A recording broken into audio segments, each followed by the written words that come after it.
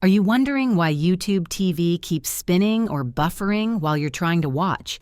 In this video, I'm going to break it all down for you and explain what might be causing this issue. If you're frustrated by constant interruptions, you'll want to hear this.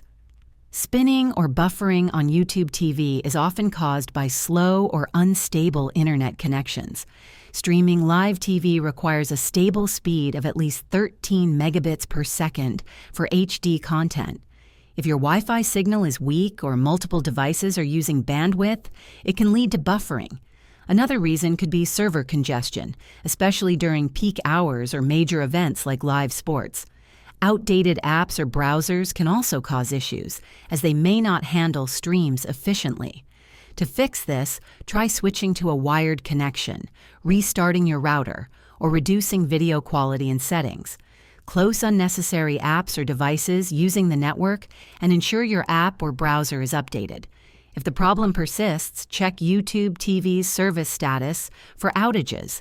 If this video helped you understand why YouTube TV keeps spinning or buffering, please give it a thumbs up and subscribe for more tutorials.